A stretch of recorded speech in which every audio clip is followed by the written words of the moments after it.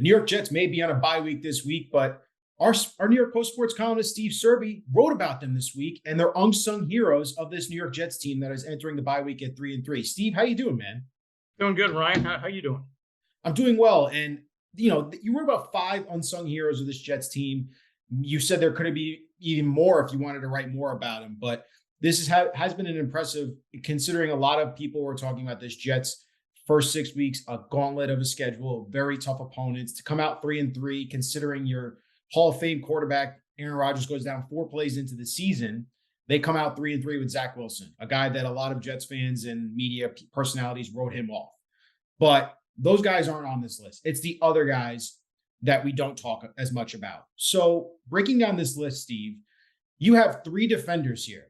Can you help break it down and tell us why these 3 defenders deserve to be on the unsung heroes list, considering this Jets defense has been such a focal point for this Jets team success? Well, let's start with Bryce Huff, who over the last 2 years has a 25.7% pressure rate, which is the best in the NFL. Now, he's an undrafted free agent out of Memphis, and he has just gotten better every week, every year, and he's an unrestricted free agent. And I've implored Joe Douglas to sign this guy. I mean, he is a predator now. He has usurped Carl Lawson, who's had problems with his back, and Will McDonald, the #1 draft choice, isn't quite ready yet. Bryce Huff will not be 26 until next April. And the guy is 6'1.5", 254, but he's now holding up against the run. And I believe he had 9 pressures against last week. The guy is a stud and no longer a liability against the run. No, they have to re-sign him as far as I'm concerned. Right. He's indispensable. And undrafted free agent out of Memphis. Who would have thunk it? Nobody knew when he was drafted, he was a hybrid linebacker defensive end. But now he's the real deal, and he deserves to be a Jet, and I think Jet fans agree with that.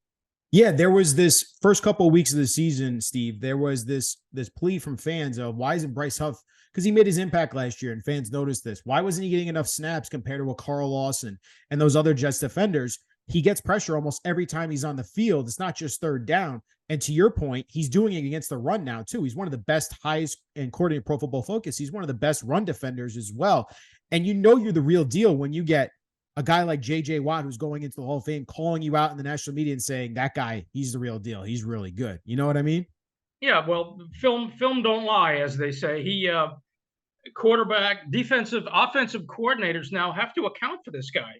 He's that much of a feared weapon, and he's only going to get better. I really believe that. They preach, Robert Saleh and Jeff Ulbrich teach effort, violence, technique. Well, he's got them all. So re-sign him. Let's re-sign him, and hopefully he can be everything that the Jets had hoped Carl Lawson would be. Yeah. Unfortunately, before Lawson tore his ACL and now is dealing with back injuries. So Huff is a must re-sign. Yeah, it is. It's been a rough season for Carl Lawson, obviously dealing with that back injury in training camp. And it seems like he just hasn't earned his snaps on the field. Those other 2 defenders, though, Tony Adams and Bryce Hall. Let's talk about those guys. Another undrafted free agent in Tony Adams, a late 5th round pick in Hall. Both guys made an impact last week and the week prior. Hall against the Broncos and Adams against the Eagles with that key interception. These guys, they came out of nowhere, and they're making plays for this Jets defense. Yeah, Adams, the undrafted free agent out of Illinois, watched LaMarcus Joyner as a rookie. Joyner is gone, of course. And then once Chuck Clark was signed and then went down during OTAs and was lost for the year, Tony Adams stepped in, and they still didn't know what they had. They weren't sure he was starting material because they brought in Adrian Amos, signed him to a 1-year, $4 million deal. And Amos appeared to be the starter at that point, but nope, Tony Adams wouldn't let him see the field, and they love Tony Adams. He's a freak athlete. He's a student of the game. He's been mentored by Jordan Whitehead in the safety room. And you saw what he did last week when he baited Jalen Hurts into that interception and sealed the game against the Eagles. So he's another keeper. And he obviously is an unsung hero because undrafted free agents are unsung heroes. And like, as you said, I could have gone 5 or 6 other guys, unsung heroes, maybe Max Mitchell. I didn't consider Quincy Williams because to me, he's a sung hero. Yeah. He started emerging last year. But who else would you consider for an unsung hero, Ryan? Let me ask you. Well, who I would consider is this next guy I want to ask you about that you wrote about, Xavier Gibson, another undrafted player that we keep harping on here. Well, he's on my list. He's on your list. He's on your list. I mean, for me, another unsung hero for the Jets, if you're not talking about star players, I know it's gone because he is a first-round pick. Mekhi Becton is looking exactly like he did his rookie year again. I think there needs to be enough praise. There needs to be more praise considering the fact he accepted the role of being a right tackle going into training camp, right? Because Dwayne Brown, who still was on the PUP list, wasn't sure, if he's ready for it. But Robert Saleh said, no, Dwayne Brown, that's his job week 1. But then Dwayne Brown goes down with an injury, and Mekhi Becton, to his credit, who after he earned the right tackle position, goes back to left tackle. And I see pancakes. I see blocks of him tossing dudes. No problem. I think he's another unsung hero that you have to credit to this Jets team, considering the fact of how beat up this offensive line is already. Yeah, I have a hard time, though, branding the 11th pick of the draft a couple of years ago an unsung hero. I think he's a pleasant surprise. When I come out with my pleasant surprise list, I'll make sure he's at the top of that list. But, That's a good, Max Mitchell would be another one, right? Yep, he would. Again, another tough position stepping in. He lost that right tackle starting position in the training camp to Mekhi Becton, and then he comes in after Vera Tucker tears his Achilles, and he's been solid. He's been anything that they've asked for is a solid tackle and a late round pick. You could make a case for so many guys, the guys that go to war with Quinnen Williams, John Franklin Myers, Quentin Jefferson, Al Woods, who had the safety in Denver. You could put all of these guys on the list because they're not one of the Jets stars. The stars, of course, are Quinnen Williams, Garrett Wilson, Sauce Gardner, and of course Aaron Rodgers, but he's currently rehabbing. Right. And I'll be shocked if he comes back for the playoffs, but that's another story. That is another story, and I will ask you about that probably later in the season as we get closer to that situation. But you wanted to know about Bryce Hall too, right? I want to know about Bryce Hall for sure. A guy who came into the NFL, but mind you, when he was drafted, had a torn ACL from Virginia, and that's why he was a 5th round pick. Right. Right. He's tall. He's 6'1", 100, lanky kid. Not Sauce Gardner, kind of built like Sauce, but certainly not Sauce Gardner.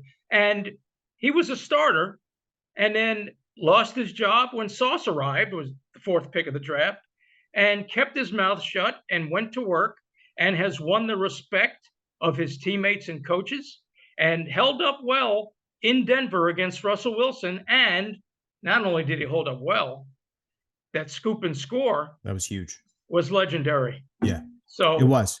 And he's a student of the game. He's a man of faith.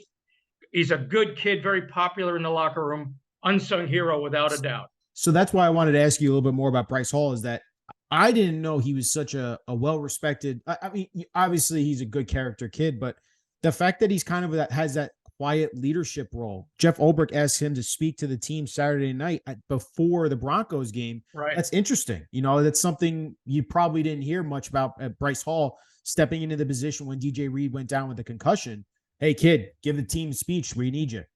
Yeah, Ulbrich does that from week to week. He has different guys speak, but that was the perfect time to let Bryce Hall speak because, as you said, DJ Reed was out with a concussion, and everybody expected. Matter of fact, I asked Bryce Hall in the locker room after the game, did you expect Russell Wilson to target you? And he smiled and said, absolutely.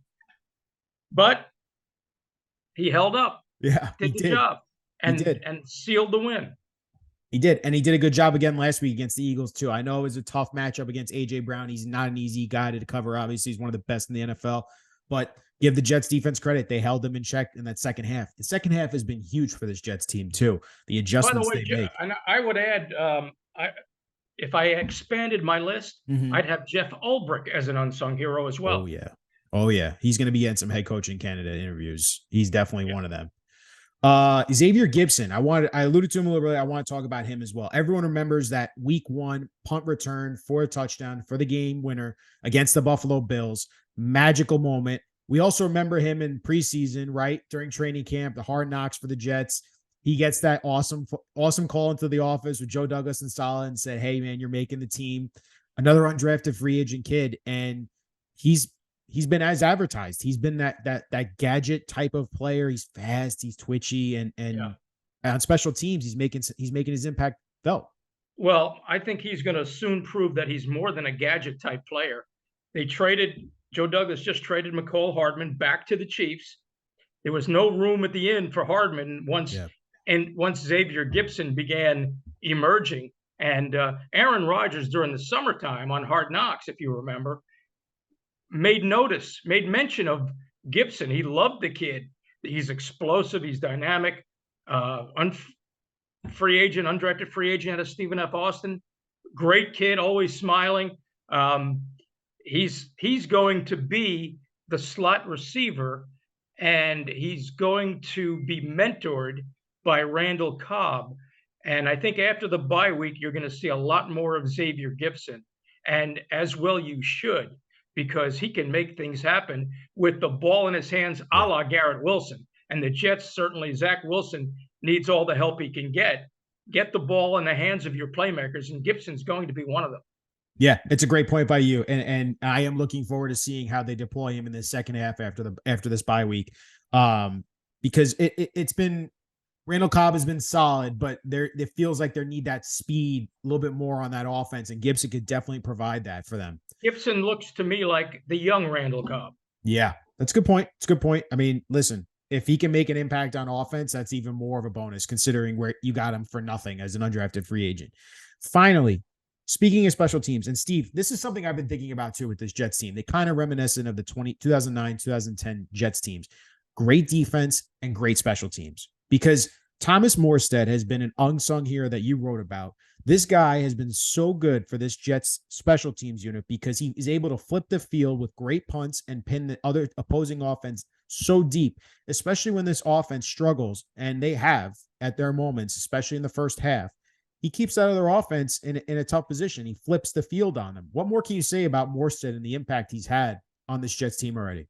Well, he was single-leggedly responsible for safety against the Chiefs and a safety against the Broncos by pinning the opponent inside the 10-yard line on both occasions, one at the 8, one at the 6. The guy's a weapon, and he's 37. He's experienced. He was the one who executed the onside kick in the Super Bowl when he was with Sean Payton at the start of the second half, a successful on-field onside kick. So he's been around the block. He's an upgrade over Braden Mann, the previous Jets punter. And he's one of those guys. Bill Parcells would have loved him because, Parcells was nothing was more important than field position to Parcells. And Morstead would have provided it. Of course, Parcells had Sean Landeta, who was no slouch in his own right. But Morstead's he's been definitely. I had to get him on my unsung hero list. And another guy, I don't know how you feel, the special teams coordinator, Brant Boyer, would be another one. What do you think about that? I absolutely agree. A guy they carried over from the previous regime. He had made his impact on Adam Gase's coaching staff. You could see it. He's a good special teams coach. The Jets know how to hang on to these guys. Mike Westhoff, obviously, everyone remembers him and his tenure here. When you find a guy like that, you just have to hold on to him. Kind of reminds me like a Jim Fossil. Not Jim Fossil. Why am I forgetting his name? The one that's in the Cowboys special teams. Oh, Bones Fossil, you mean? Yeah, Bones.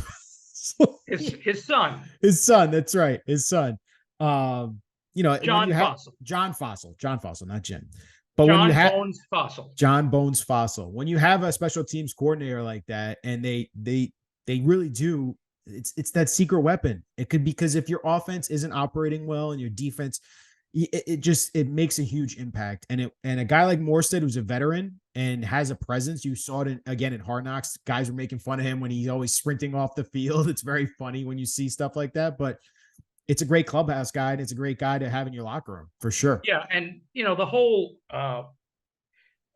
aim when you've got Zach Wilson, who is learning on the job training, if you can play complementary football and support your quarterback and pin an offense back, force them to punt from deep in their own territory, either via special teams or an elite defense, that you want Zach Wilson to operate on a short field. And that's what the guys like Morstead and Gibson can provide Zach Wilson. And now Zach has Bryce Hall to get the ball to, in addition to Garrett Wilson and in addition to Xavier Gibson in the second half of the year. Yeah, it's a great point. Steve, finally wrap it up here. Expectations in the second half. The schedule does lighten up a little bit. They start off with the New York Giants next week, but what are your expectations for this Jets team as we approach now the final stretch? I wouldn't call it the final stretch, but the rest of the season for this team. Well, I continue to maintain that 22 to 24 teams will finish 9-8 or 8-9. But I believe the Jets, with that defense and improving, he doesn't have to improve a great deal, but he has to continue to be a game manager and not turn the ball over. With an improving Zach Wilson and that defense, and that weapon, Thomas Morstead, I believe they will make the playoffs as a wild card. I think 3 teams in the AFC East will make the playoffs. I think the Bills will win the division. Miami and the Jets will jockey for second, but 3 teams from the AFC East will make the playoffs, and the Jets will be one of them. It's going to be fun to watch, man. I'm looking forward to it. I know a lot of Jets fans are looking forward to seeing how this Jets team performs the rest of the year. You can watch Sundays with Serby and read Sundays with Serby in the New York Post. And Steve, I just want to say thank you again for joining me, man, and shedding some light on some of these unsung heroes on this Jets team right now, man. And I'll give you one last unsung hero, Ryan Sampson. I appreciate you, Steve. Thank you.